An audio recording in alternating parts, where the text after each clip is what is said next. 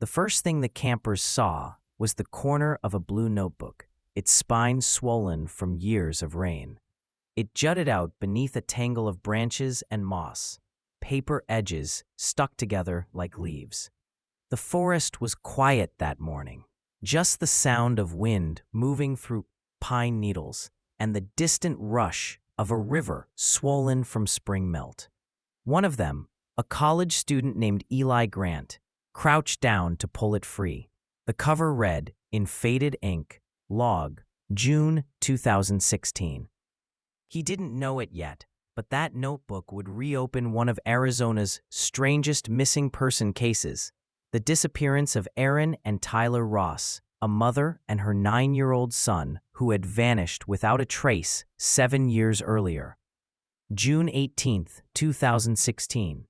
The heat had already risen to triple digits by 10 a.m. when Erin packed the last of the supplies into her silver Subaru Outback. She'd been planning the trip for weeks, a weekend away at Oak Hollow Campground, a patch of shaded forest along the Mogollon rim she used to visit with her late husband. Her co-workers at the Flagstaff Library had encouraged it. "You need a break," they said. "Just you and Tyler. Some air, some quiet." Erin smiled and nodded. She hadn't told them she'd been having trouble sleeping again, that she still heard her husband's voice when the house creaked at night, still saw his handwriting on grocery lists tucked behind the toaster. The trip wasn't just for Tyler, it was for her, to prove that she could manage on her own. They left the city by noon, the dash camera showing an ordinary drive, mother and son singing along to the radio, Tyler in a red baseball cap, holding a half-melted popsicle from the gas station stop. At 2:47 p.m., the Subaru passed through the Ranger checkpoint. At 3:18 p.m., Erin's phone pinged for the last time off a tower near Pine Creek. And then, nothing. When they didn't return Sunday night, Erin's sister reported them missing. By Monday morning, the Coconino County Search and Rescue Team had begun an operation that would span 12 days, covering nearly 40 square miles of rugged canyon terrain. Volunteers combed creek beds. Helicopters scanned from above. At the campsite registered under Erin's name, Rangers found the tent still pitched, 2 sleeping bags, and a half-eaten loaf of bread on the picnic table. Tyler's shoes were lined neatly beside the tent flap, as if he'd been told to take them off before entering. But the backpacks, the ones that held the maps and snacks, were gone. The case quickly drew national attention. Headlines read, "Mother and son vanish from forest campsite. No signs of struggle." Locals whispered about the rim's strange disappearances, how compasses spun off axis, how the wind sometimes carried voices you couldn't quite place. Detective Mark Givens, a 20-year veteran, was assigned as lead investigator. He told reporters, "There's no indication of foul play. It's like they simply walked into the trees and kept walking." On day 4, searchers found the Subaru, 2 miles from the campsite. It had rolled halfway into a ravine, front bumper torn, passenger side caved in by rock. Inside, a child's backpack lay open on the floor, crayons scattered, a spiral notebook torn down the middle. In the back seat was Erin's phone, its battery dead, but the last photo time-stamped 3:41 p.m. Saturday.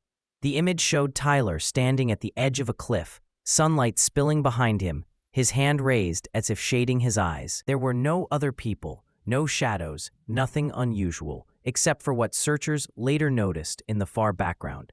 A figure, half hidden among the trees, wearing a dark jacket. Givens enlarged the image on a screen during briefing. "It could be another hiker," he said, but nobody reported being in that area that day. For weeks, tips came in. A driver on Route 87 claimed he'd seen a woman matching Erin's description walking beside the road, holding a child's hand. A hiker said he'd heard a child crying near Pine Creek Canyon late Saturday evening. None of the sightings were confirmed. By late July, the search was suspended. Officials declared the pair missing, presumed deceased. A memorial service was held in Flagstaff's downtown park. Balloons, framed photos, a table of books, Erin had once recommended to her library patrons. Tyler's classmates each placed a red stone on the grass, forming the outline of a heart. Detective Givens kept the case file on his desk long after others were boxed away. Something about it bothered him. Erin wasn't reckless. Every recorded step of her life, receipts, schedules, emails, showed methodical care. If she'd gotten lost, she would have left markers. And if she'd planned to vanish intentionally, she would have withdrawn cash or wiped her accounts. She'd done neither. 7 years later, April 2023, Oak Hollow had become quiet again, used mostly by off-season hikers and geology students mapping erosion sites. That weekend, the Northern Arizona University Outdoor Society held its annual spring retreat there. They set up camp not far from the old closed trail, unaware that they were pitching tents within a few hundred feet of where Erin's last GPS ping had triangulated.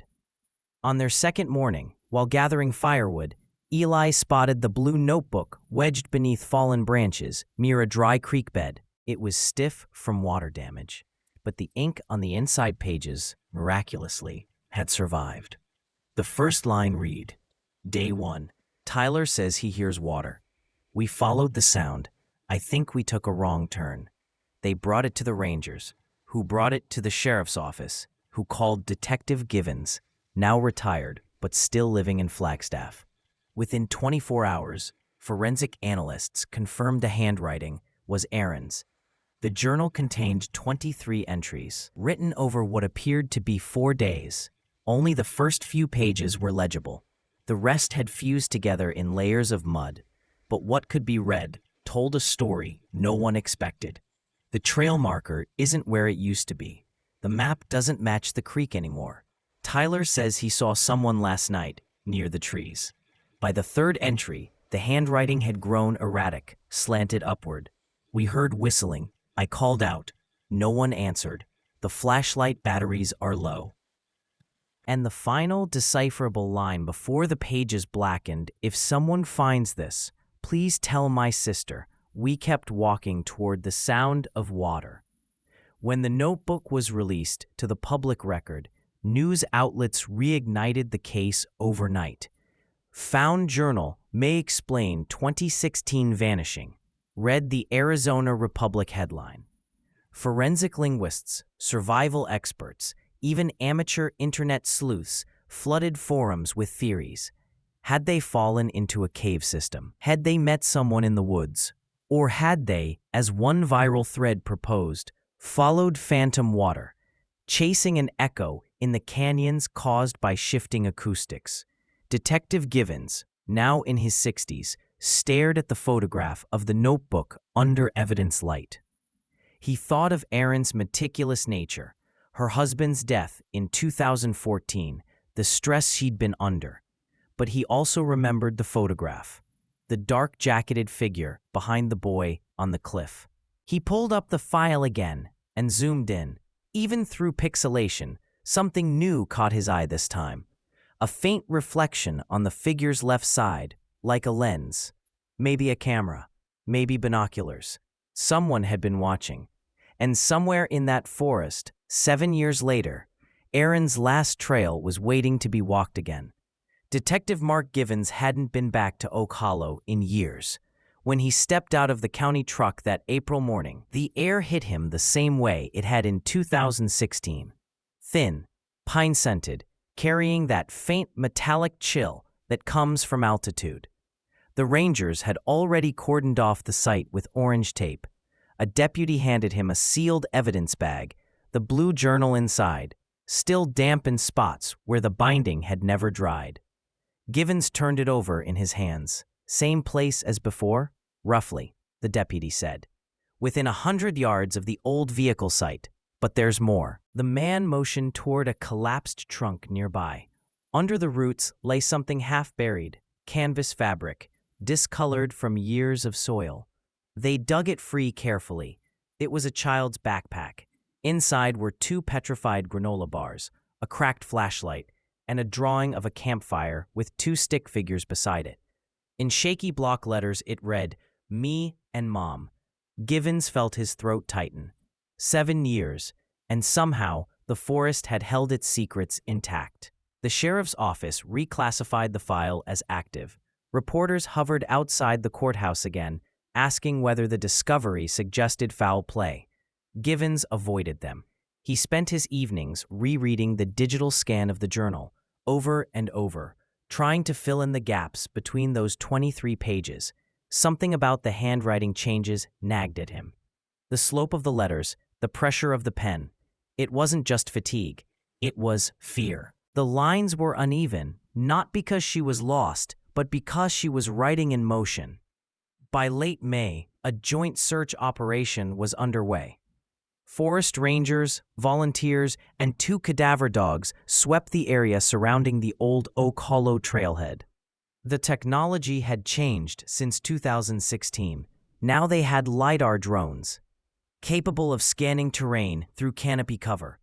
After 2 days of mapping, analysts flagged 3 anomalies within a 1-mile radius. One consistent with a collapsed shelter, one with metallic reflection, and one with subsurface irregularities, possibly buried objects.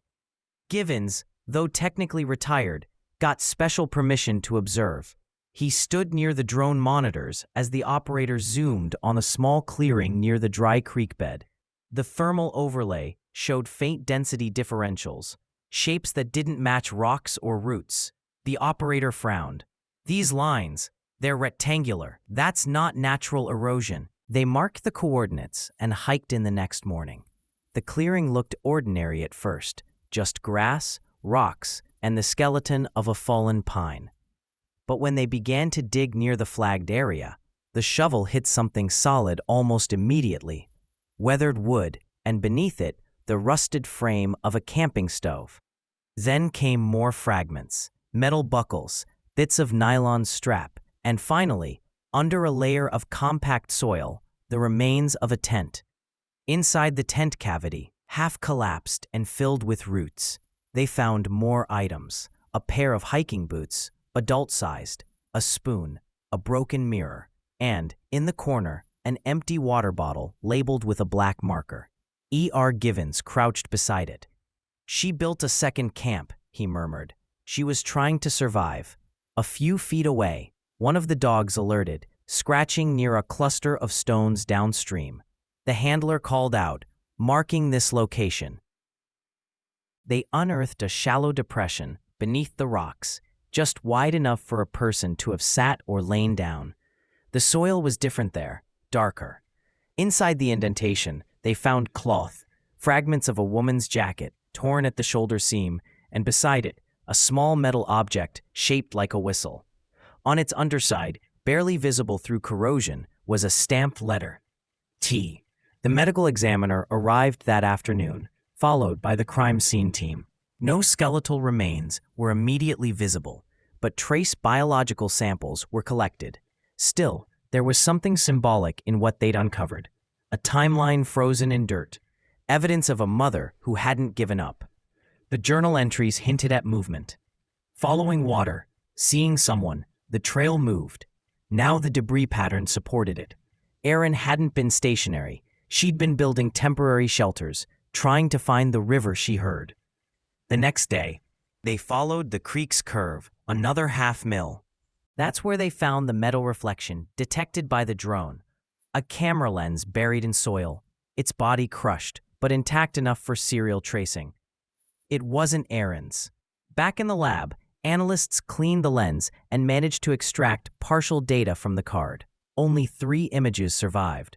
The first showed dense trees and a blur of movement, possibly a person walking away. The second was of a campfire, flames faint and distant.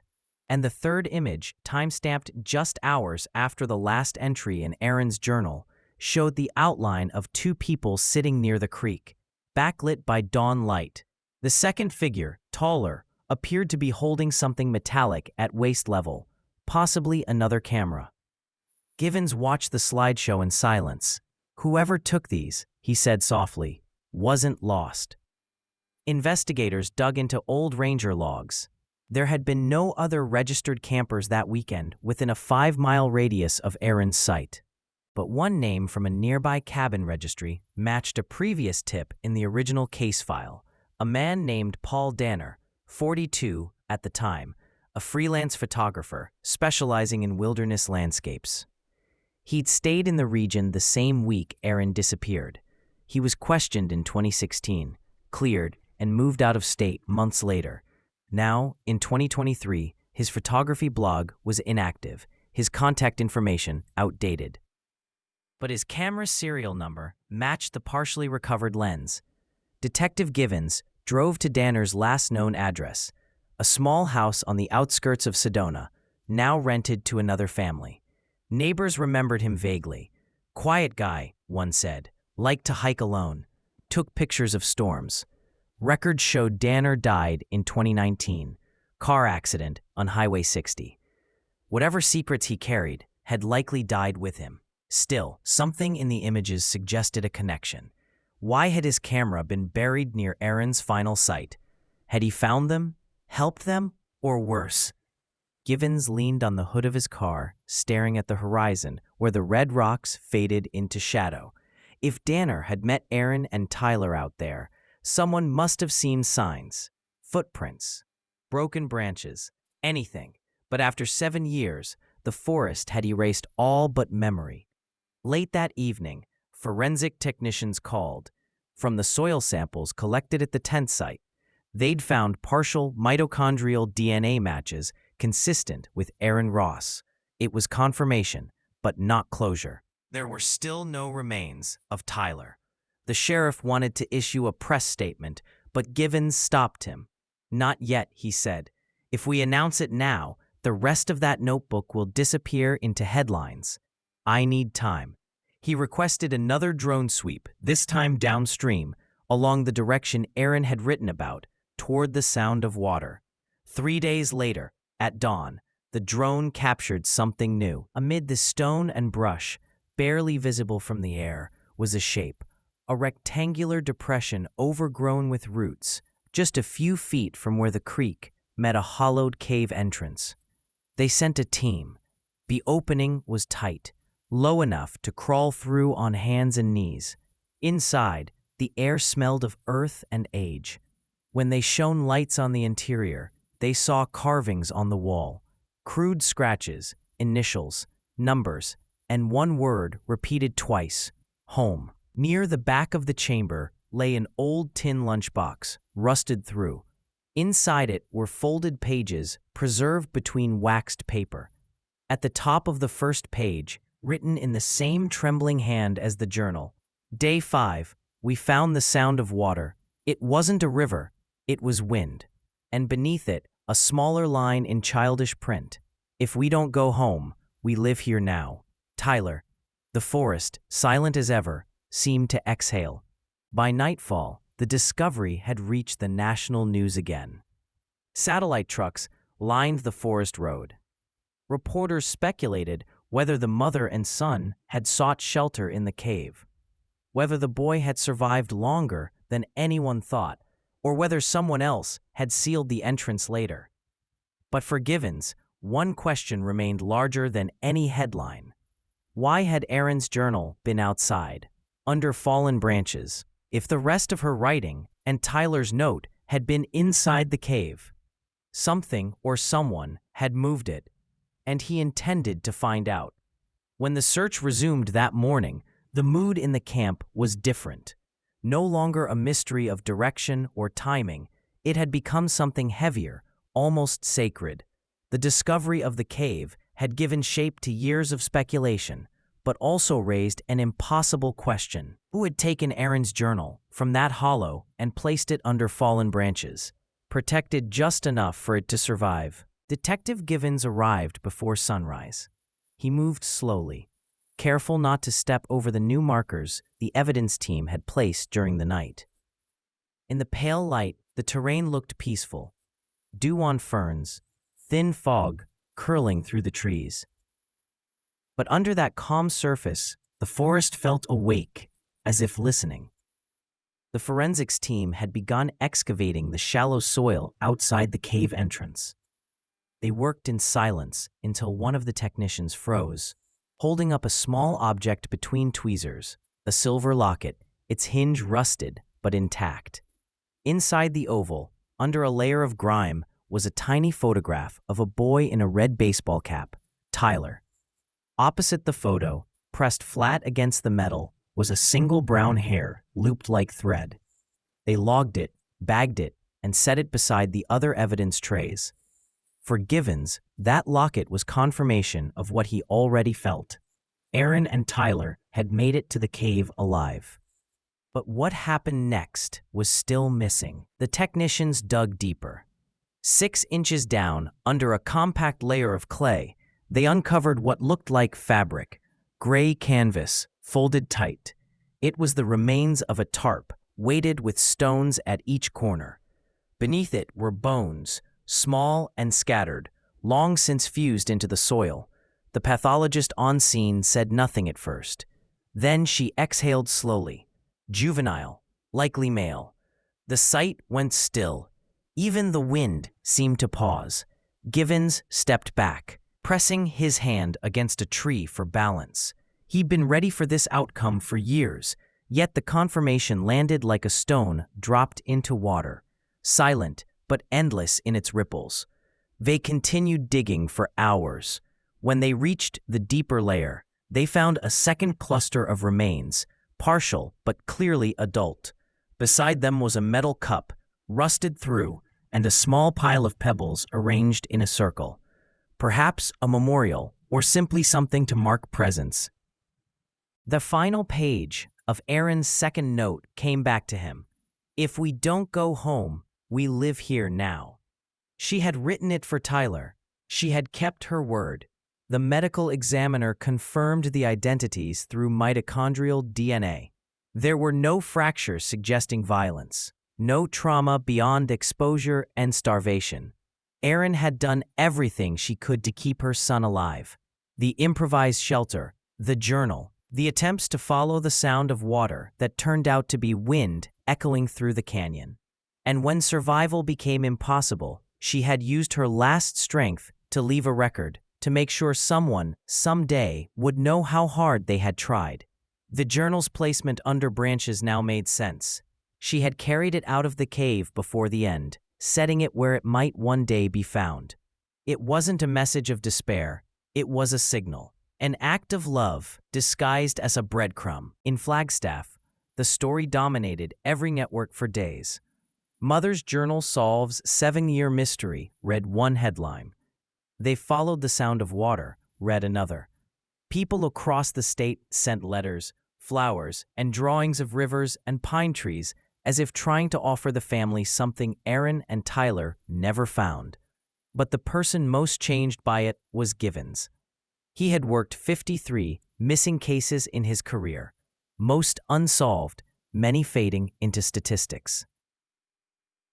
This one refused to fade. He attended the reburial quietly, standing at the back as Erin's sister read from a folded paper. She kept him safe until she couldn't, and even then she left a path home. Weeks passed. Then one afternoon, in early June, Givens received a call from the state crime lab. They'd processed the whistle found near the old tent.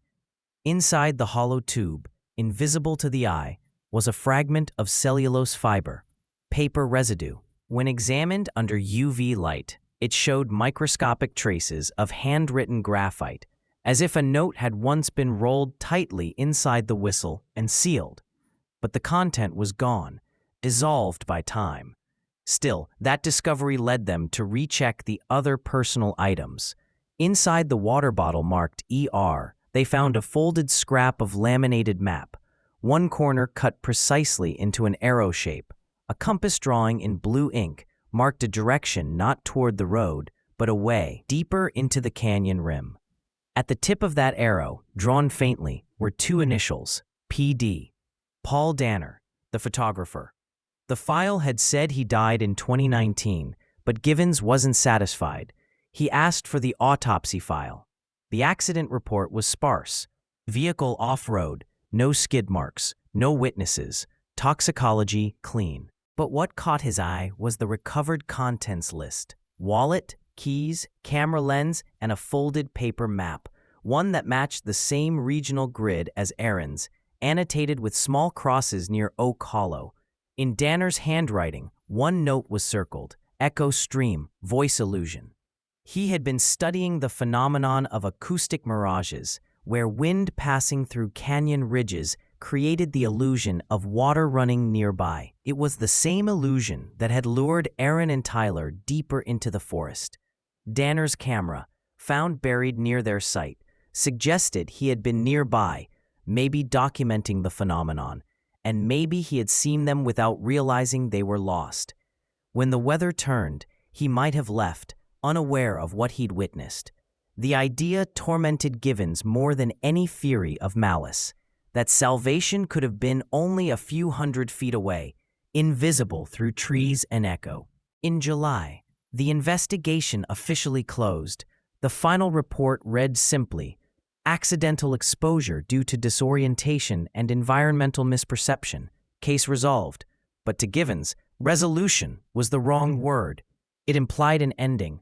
What he felt was a continuum, a quiet reminder of how human stories outlast their own authors. He drove to Oak Hollow one last time before retirement papers made it permanent. The site had already begun to heal. Grass covered the excavation scars, and the entrance to the cave was marked by a simple wooden cross with two names burned into it: Erin Ross, Tyler Ross. Below that, in smaller letters, "Toward the sound of water." He placed the whistle on a stone ledge and stood there until dusk.